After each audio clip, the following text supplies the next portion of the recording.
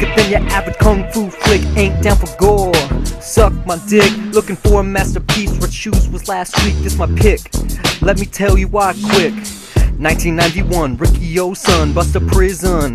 It's all that how begun. Took 5 from a gun, all the godson. Not sure if he's here just for fun.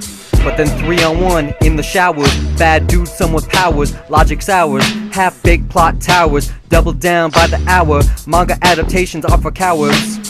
Flashbacks begin, assistant warden, growing opium den. Dead girly Flynn, fire spreads in the pen. Enough plot runoff, you want the hook. The assistant warden's hand will work in my book, but he's a crook. One eye can't overlook, so let my falsetto get you shook. Riki, Riki, Riki, can't you see? Something about your fish just hypnotized me. And I really love your bloody way of punching out some dude's esophagus. Riki, Riki, Riki, can't you see? Something about your fish just hypnotized me. And I really love your flashy way of punching out some dude's esophagus.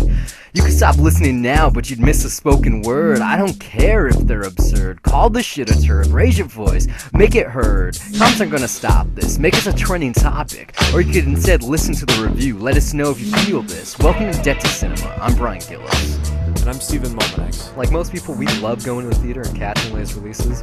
However, sadly, put a big dent in your wallet. Fortunately, living in the digital age makes the viewing possibilities endless from the comforts of home. Many of these films that you can see right from your couch, we're ashamed to say we missed, despite labeling ourselves cinephiles. So join us as one or both of us cross off a title from our list of shame. It can be an all-time essential classic, or an underrated piece of cinema that's worth giving a shot. Hell, it might just be some trashy film we want the others' opinion on. So sit tight and join us as we pay off our debts, $1 at a time.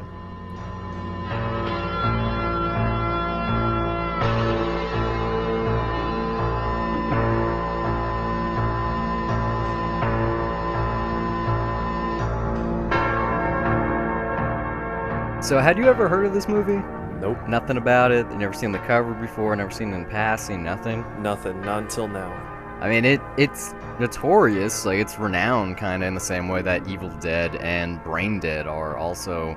Matter of fact, like Edgar Wright put this on his sound. See, what is it? The Sight and Sound list and stuff like that. Yeah, I figured like right when I saw this and like 10 minutes in, I realized exactly what this movie is. There's just something in me that clicked, and just I thought back to that list, and I was like, I'm sure if I look back at it on there, it'll be there. And sure enough, it was after the movie. It's like even before the current list, you know, the huge 500 thing. Mm-hmm. I'm talking about like the 2004 like Empire poll or whatever. Because I saw that, like, he tweeted about that, like, he did, like, his BFI list or whatever, like, he was like, oh, well, here are my old lists, and it was on there. I was like, you know, I've had this on my computer for a while, I might as well watch it. The way that I found out about it, I was at the Prospector, this bar in Long Beach, for a karaoke night, and, you know, they had, like, TV on the background. I think it was IFC, I don't know. And I saw some insane kick-ass karate shit with, you know, blood flying and fists going through people's bodies. And I'm like, what? I'm like talking to myself, basically. I'm like, what the fuck is this? This is amazing. And this guy right next to me is like, oh, this is Riki-Oh, the story of Riki. I was like, who the fuck are you? How do you know this? And sure enough, I get home that night, I look it up. I'm at that point, too, this was like 2012, it was on Netflix streaming in its actual, like, Chinese with subtitles. Mind you, I watched it dubbed, but on Netflix I know that they had like all 3 versions ready, but I purposely watched the dub version. This is the kind of movie where you're supposed to watch the bad English. Well, I did not know that. I mean, I got bad subtitles, if that counts for anything. No. It's weird because my DVD that I rented, it has 2 Chinese tracks, and they're clearly one's Cantonese and one's Mandarin, but there's no main menu, so I could not figure out like which one was the right one, so I just synced it up with the lips as best as I could. The subtitles for this thing though was fucking hilarious. Well, the movie's hilarious. This is what I'm saying. Like getting the wacky like okay, there's like I'm pretty sure it's like the same guy that voices every single person in this. In English? And even the chick is a dude. He just like he gets the high pitched voice like, oh no, you destroyed my opium. The chick in the prison or the chick in the flashback sequences? Either one. Well, his dead girlfriend doesn't get any dialogue, I don't think. Oh yeah, she's like, oh look, I like a fly. Yeah. I want to fly the plane or whatever. The subtitles in that scene too, like just my subtitles were bad enough that I was laughing, and like I just love that moment when he flies in the helicopter. He's got that sign, and Yeah. I don't know if like they read it out loud for you, but all it said for me was Ying is the incarnation of two fireflies. And it just says it like it's a statement. Like it was just like, is that really the most romantic thing that you could possibly translate out of that? Like, you don't have to like take something directly from that culture, but at least like, I don't know, port something over that makes sense. This isn't a real movie. This is like as much of a joke as possible. This is like It's Kung camp. Pao Enter the Fist is like seriously on the same level as this. Like, and that's supposed to be campy. Like this it just is. No, This is weird. like if Camp snorted cocaine and dropped acid from its butthole. Like, this is kind of what you get. Someone was telling me about that the other day. Apparently, like Stevie Nicks during the rumors tour was so big that it's called like boofing or something. Like she would have dudes like blow coke up her not butt. the conversation I want to have right now. No, but I mean, it's just accurate. yeah, like how do you review this movie? Because it's seriously something that you just This is it what keeps you say. going. You Fuck say, that. It's fucking awesome. It's It is. amazing. You have to own it, and I'd buy that for $1. Like this is one of those weird things where it's like impossible to find. I mean, you're lucky that you live in Austin. I guess your video store is just awesome or whatever. It was, yeah. Like but that this was is the one of only the- way I could find it. yeah, I couldn't the- go to Netflix. I probably Exactly. could have streamed it on Amazon if I paid No. for it, but I was at a video store, and so I was like, yeah, you know, and I got beer too, like for free. So Steal Fuck this yeah. movie. This is one of those movies where you owe it to yourself to fucking illegally download it, since it's like there is a Blu-ray out there. yeah, but it costs like $35, and Really? as much as kick-ass as this movie is, it doesn't warrant an actual purchase, in my opinion, unless you like Oh, are really man. rolling in the Benjamins. Because $35 for a Blu-ray for a movie, because let's put it out there, the story here is fucking retarded. Like there is no plot to Well, be that's had. not why It is- you watch this. That's what I'm saying though. If I'm gonna buy a movie, we went over this about Sausage Party. If I'm gonna go see a movie in theaters, I want to be able to go, oh yeah, I saw that in the Cineplex. Whereas this, it's like, who's ever talked about this from just a plot standpoint? It's like, oh yeah, so there's this guy Ricky, and he's like 21 years old, and it takes place in the apocalyptic future of 2001, and you know, because of these reasons that you get in flashbacks, he's in prison, which is now controlled like in the same ways a McDonald's is, and then he battles the corruption until he punches his way literally that's out not of prison. the way that you describe it accurately to really sell somebody on it. You just say it's this guy named Ricky. He's basically indestructible, and he punches through people and rips out Exactly. their intestines and shit. Like, and That's what I'm it's saying, just like, it's if- Superman basically. the fact By the way, that the you- Blu-ray is $17.94. That's weird. I looked at it yesterday. It was like 35. 17's not so bad. But this is, you know, in like whereas, you know, I started off saying Brain Dead and Evil Dead, or Dead or Alive, I guess you call it. You know, those actually have actual stories where you buy into it, and then they're also funny. But then the gore is like an element on the side that like keeps you interested. This is just the gore. Like, there's no other thing here. Like, yeah, it's funny. There's a couple of little one-liners here. But I was laughing more at people getting punched through the throat and the hand coming out the mouth, you know? Like, just something that you thought you would never see, and it looks awesome, and, like, supposedly it's scientifically accurate, too. What? That's what I read that shit on IMDb. It's like I one mean, of the most this is scientifically the fakest accurate gore movies. ever, too. No like, way, you know, which man. Yeah, no, it totally When is. Tarzan smashes that no, guy's like head, it's obvious that it's Oh. gore. Come on, like it's obvious that these are fucking like these weird fucking plastic dolls that they're being punched through.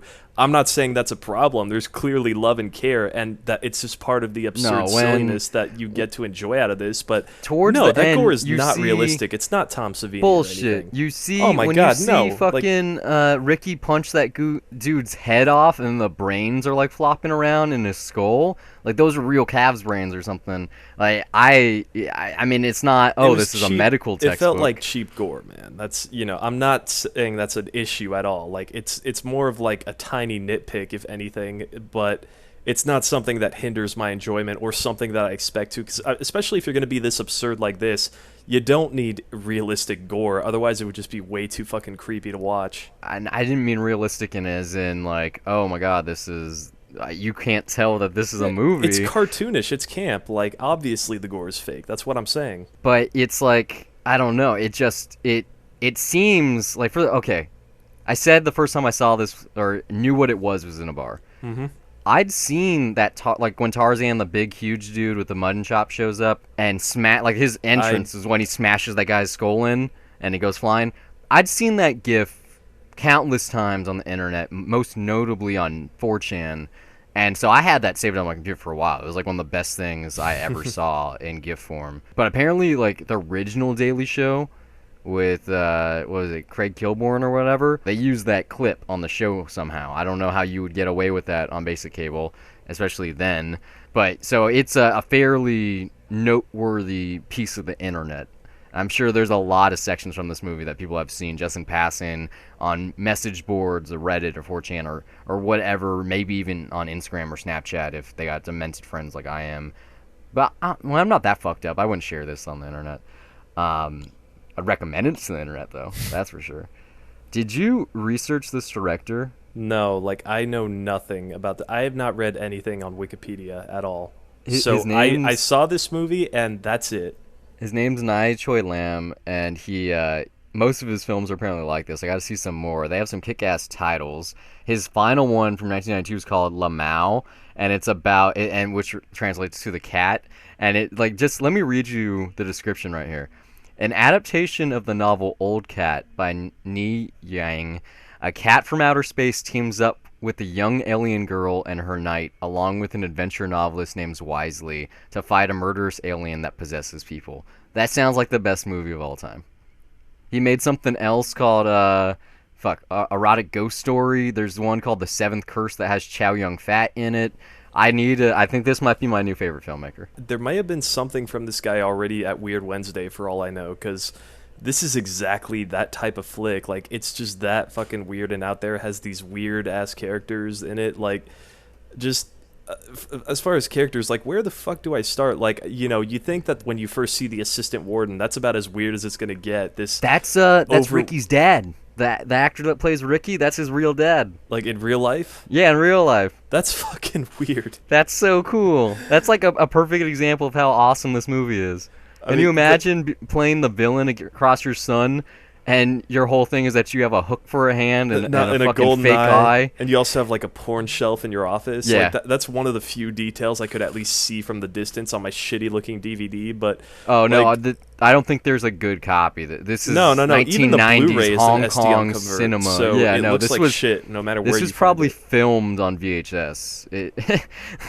maybe I don't know, maybe 16 millimeter. Like it's not VHS, man. I get what you're saying, but that might be the only rip of it that's left because, you know, I look at the screenshots at Blu-ray.com and they look like shit. Like you're not gonna find a good quality copy of this movie at all. I think if this movie was actually good quality, that it would take away some of its allure. Like you're expecting it has something part of that trashy. Charm. Yeah, like that's, you know, like. Like this is one of those you found it under your dad's bed with his nudie magazines. Mm-hmm. You know, like, oh, don't show the kids this one. Like, oh man, but yeah, his dad, the assistant warden, who isn't the first person you meet, but yeah, once you meet him, you're like, okay, it's one of those movies. But then it gets fucking weirder. Like the more villains that are introduced in there, like I mean, the people in the prison, like the gang of four. Yeah, like just the different, like I don't know, what is it? My subtitles said something funny, and it was for that one chick. Fucked up with the subtitles, man. Well, hey, I'm sorry, that's what I had, but it was just there was the way that I loved how this was phrased. Is like, oh, their kung fu is unorthodox, and then you get this weird like frame blending style in it. The subtitles were just as hilarious for me, honestly. Like, there's so much weird shit that's like being said throughout.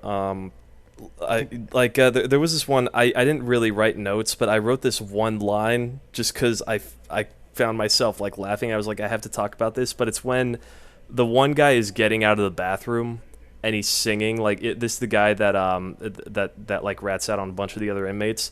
And what the subtitles read as was, a playboy keeps going to the toilet, not knowing if he needs to or not. Yeah, I think that might have been the same line. Really? Yeah, I don't know. Like he was singing that in English? I'm not sure. Like I mean, But it was. I was just like, that was the weirdest thing to be singing to. I don't like, think you got this line in your subtitles, but when the first villain, or not villain, but when Sonny, the dude with the back tattoos, when they have their fight and he he pretend. First off, it's not the coolest fight, but pretty cool effects. But when he they does, get better as they go. when he does the seppuku and then he uses his own entrails to try to choke Ricky. Yeah. Right when he does that, the assistant warden goes, "Oh, you've got some real good guts in you," or that took some guts.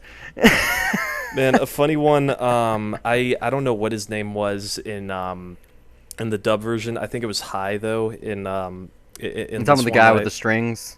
No, not the guy that basically got crushed to death in that little cell. Oh, yeah, his name's Tarzan. His name's Tarzan? His name's Tarzan. Okay, so Tarzan's last line as he's about to go to his death, I mean, which fucking, first off, that scene is fucking hilarious because Ricky basically takes him out by punching through his fucking face. And then screams back at them saying, "You can't do this to us. We're human beings, not animals." Through his throat. Through his throat. And the fist comes out the mouth.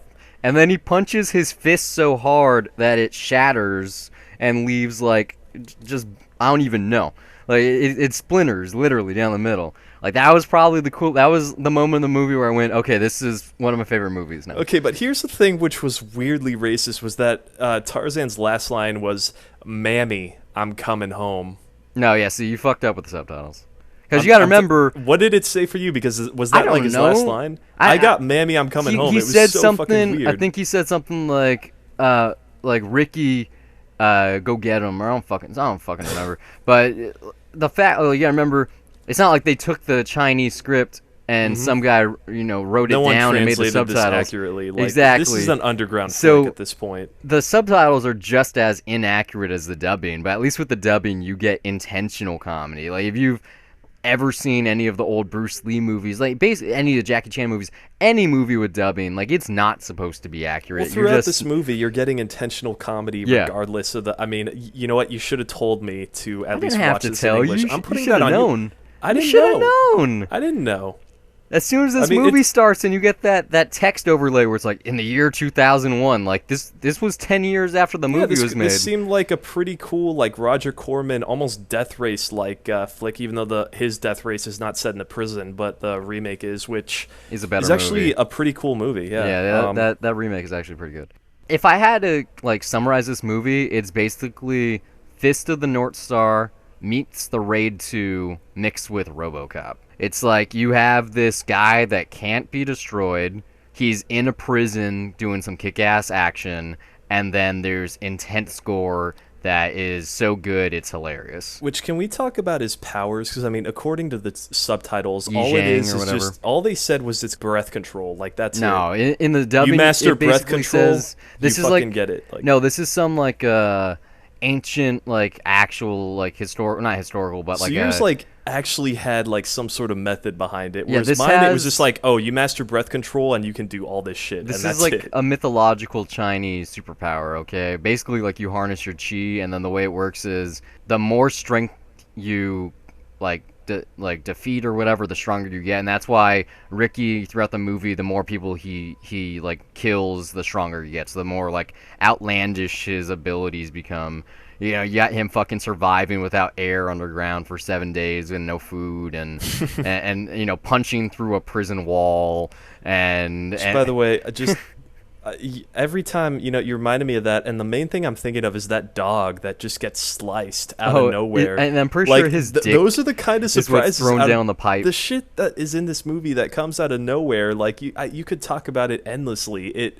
It just gets fucking weirder and weirder and weirder as it goes. Like, why do you have 5 bullets in you? Oh, they're souvenirs. Like, you have to rewatch this thing with the dub track. I might, just to see what Asian Eric Cartman sounds like in English. I mean, it's so fucking. I swear, hey, push this button, master. It's fun. No, like, that's not. No, he doesn't have any line in the dub track. He's just saying shit like. No, he was just, like, laughing and giggling the whole time. He doesn't... I think it's ridiculous, but, like, I love that moment near the end when they're just, like, escaping and they just show him, like, hey, kid, push this button. It's fun. I mean, like, the best thing about a dub track is the way it works is you have to do everything again, So all of the sound effects, all of like the swoosh in the air, all the punches and everything. The sound effects are probably the same. Maybe, but like they're so horrible that it just adds to the camp factor. Like you have them punching the air, and you hear literally like some guy was breathing on the mic. It's the same. It's probably limitations of the time. No, honestly. it's not time limitations. It's just the fact that for like what, 1990. When you're making this kind of movie of that budget, it seems like it could be that cheap. This is a huge budget. If you look at what's going on in terms of this is like Hong Kong cinema. Like Hard Boiled came out like what 3 years after this did. Yeah, and that's a much bigger movie than this one. Are you kidding me? A bigger blockbuster, but... The shit that Hard Boiled gets away with, like, this is a small movie. I'm saying, like, I'm pretty sure the budgets are pretty similar. From this, you can tell. Like, a lot of the hallways... They spent all the money on the fake blood. Yeah, I mean, it's not that big of a budget of a movie. It was pretty big. It's a pretty small movie that makes the most out of what its resources. The strangest thing about this movie is that it was released in America. It took 2 years to get here, but it got a stateside release. It didn't do amazing. It didn't have to. It just had like some art house releases, I'm assuming. I don't fucking know. College towns and all that. People, like, this isn't like a underground movie. Like, people not at large are aware of it, but I'm sure, like I said, if you show like a GIF or a clip or you say the name or something, maybe like quote a line, which you can't do because you got subtitles, someone at a party might be, oh yeah, I've seen that fucking movie. Well, like, I did a little bit of research. This was the first Hong Kong movie to get the Category 3 rating, which is like their equivalency of X or NC-17. That wasn't like eroticism. So this is, you know, well regarded. Like it is a historical document, and oh man, like I really hope that this comes back to Netflix. This is one of those things that should have never left in the first place. Well, it could. I'm sure it's probably a rights issue. Most of their stuff, like, if it's a bigger hit, they bring it back. Like Sleepless in Seattle, it's not on now. I guarantee it'll be back in like a month or two. Like there's certain things that cost a lot of money. You know that the rights they have to clear them are big time. Well, not only that, just maintaining the servers to keep that stuff in there. And if they're not getting enough traffic for one thing, then they just what's the sense in keeping it? But here's a perfect example. I'm just saying. Arnold Schwarzenegger's we don't know Running why Man. It's there. I don't think it's because they're stupid. Arnold Schwarzenegger, The Running Man. That's been on Netflix like since I've used Netflix. It's been on there for like 5 years. People watch that. I'm sure they do. I'm sure my the exact little brother same saw people, the movie for the first time that way. The same people probably watch this movie. I've never heard of this movie until now, and I've been telling people to watch it. They have never heard of it until I told them about it. Because it's a special movie. Yeah, like it's Brain Dead. It's something that no one knows about. Like, at least Brain Dead people know because it's Peter Jackson and he did I didn't know about it until last year. I was doing research. I was like, what should I do during my Halloween thing, my Gore Fest or whatever? And I was like, let me do this one. Because of Lord of the Rings, like fucking everyone I know knows what Brain Dead is. Well, I don't give a shit about Lord of the Rings. So. Okay, I know you don't, but it's a really fucking popular property and everyone at least is aware of its existence. It has a shitload of fans. And like that gave Brain Dead a lot of attention. Most people call it Dead Alive, but I call it both, whatever you want to call it. It definitely has much more notoriety notoriety because of the director that made it. You know, like after Spider-Man, that's how I found out who Sam Raimi was. That's how I learned about Evil Dead. See, I saw Darkman before Spider-Man came out. I'm just saying, like whoever the fuck I don't remember this director's name. I doubt he did something that was huge that you would know. Like, you know, at least with John Woo, like, you know what Face Off is. You can go back to that and watch Hard Boiled or The Killer or a bunch of other I don't know. John Woo has a lot of notable stuff. I'm saying, like, American cinema. I think Mission Impossible 2 is... I think, that's fair, but I'm just saying, like, he has a lot of stuff that, like, can at least steer people more towards some of his older stuff, like Hard Boiled. I tried to watch Hard Boiled and The Killer. I couldn't do it. It was like... you're killing me. No, like the action was good, the comedy was good, but like the mishmash of them, I was like, I love those movies, man. I couldn't do it. It was like, it was too serious, and then it got too funny, and then it was like, I don't know, it was too bipolar for me. I'll give it another chance. I'll definitely try to watch his library again. Well, I did just buy The Killer while I moved to my new apartment, so you know that might have to happen. Might have to be one. Might of have those to happen on this show. Speaking of funny though, you know, things that don't make sense. I want to know if you got the same thing out of this because we haven't gotten to the warden yet. Who, you know, at this point, it's safe to say that when he hulks out, it's just a big dose of what the fuck. Like if all the weird shit that happened at that point. Yeah, so much weird shit's already happened though that it's, and then when that happens, it's just fine like territory. it's just like. okay, I guess it can't get any weirder than this. Like, that was the constant thought going on. It's like, well, it can't get weirder than this.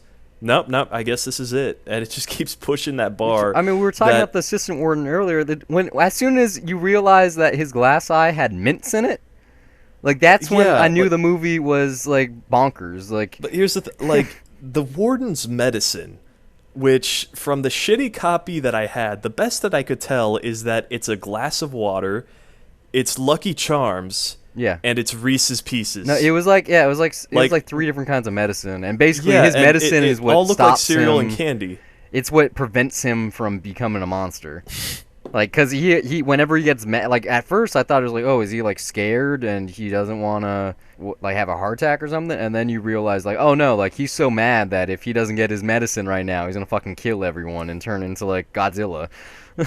Seriously, it's fucking weird. I mean, I just had to bring that up because it's like it's just one of those insane things. Like, this whole movie, you know, like I said, it's a weird Wednesday movie. I've seen so many movies that are like just as fucking weird, like this year, that just have like so much random shit, and it's always fun and amusing to see stuff like that.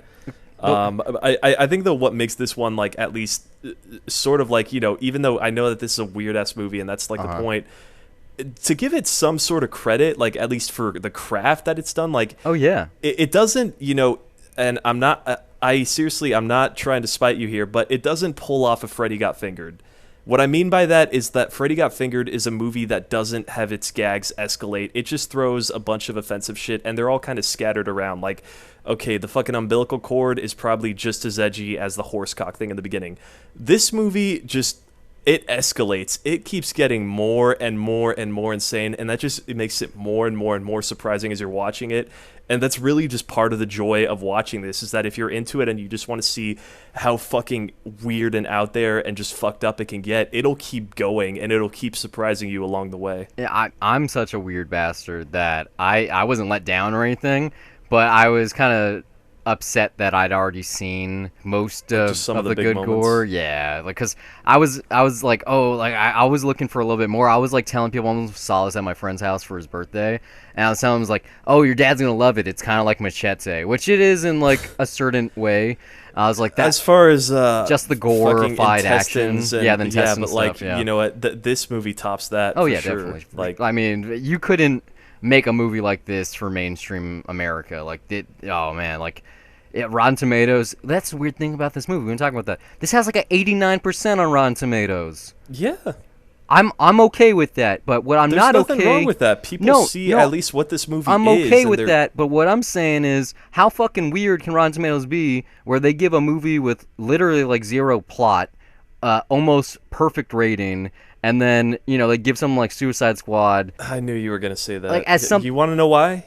Because they're assholes. No, A, because it's a foreign film. B, because it's not a big budget tentpole, okay? Like, there is when the more money that's put into something, not only is there an expectation for the studio to make massive returns on that, but as far as criticism, like, it seems like just the standard of quality is like held so much higher that it has to hit. It just has to hit like these certain points of like it's almost like the bigger the budget, the more perfect the movie has to be. Like, a movie's a movie. Like, if there's a single flaw, then it's like, how the fuck can you fuck that up when you have this much money put into it? And I guess there's a similar. People just seem much harsher on that. There's a similar thing than when you like compare a mainstream like commercial song to a local artist's like latest release. Like, I understand that, like, there is a level of expectation, but even still. You know, I think it's just the story here is basically non-existent. Like, this is hardly a film. This is a demonstration of the kick-ass ways you can make gore.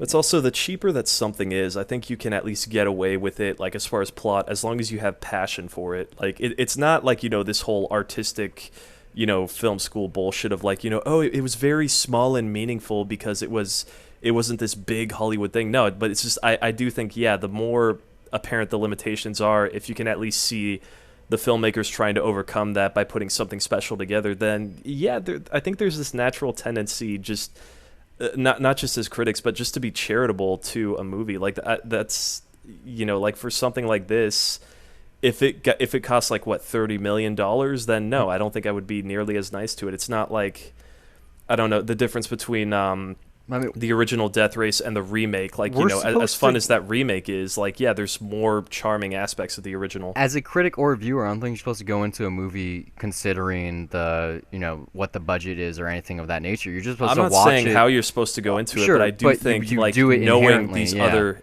I think knowing these things, it just kind of makes it stick out to you. And like, the more money that something costs, then the more like you're not merciful at all.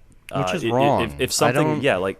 If don't- something has a bunch of money behind it, then you're going to judge it harshly because if there's a mistake there, someone should have caught it. That's why. I guess. I don't think I think it's more of just a human reaction. I think it's not something like, we don't go in armed at that. It's just, there's a ton of small stuff that I love that is flawed, but you kind of just love it because it exists anyway, because it was made for the love of it. Well, a lot of people love this. This aired on TCM once. At least once. How is this a Interesting Turner? Stuff airs on TCM for the first time. Yeah, I saw Turner- Aliens for the first time on TCM. Well, that's an acclaimed movie that made I James know. Cameron a huge success. But My point is like it's not a black and white film. yeah, I'm like, talking about Turner classic movies where welcome. This is what gave Barbara Stanwyck her big start in Hollywood. I imagine like Mark Osborne giving an intro to this. That'd be awesome. Are you talking about the director of The Little Prince? Oh, isn't the guy on TCM? You mean Robert Osborne, Robert not Osborne. Mark Osborne. Yeah, no, that's I haven't. Completely different. I haven't Osborne. watched TCM in quite some time. Yeah, I have not watched TCM in forever. I mean, the last time I saw TCM, I think actually they had Mankiewicz, and like they mix it up. I know they have like a girl. Is it a DJ? Whatever the fuck they call it, curator. They have they have new people come in now. We'll actually talk about art school stuff for just a second here. I liked how they used diegetic music here. How you got the mute. Well, he's not mute, but the dude without a tongue. How he's like trying to blow on the leaves to make music, and then Ricky comes in and he does it, and he like takes out his recorder and he hands it to him, and that's like where the score comes from. Like between the two of them playing music, that's all the music you hear, basically. And then also just the way that this film is set up, like how it's established, that opening sequence with the car going through the city leading up to the prison, and how just from the beginning you're like, oh, there's actually like some pretty good framing here, like some good tracking shots.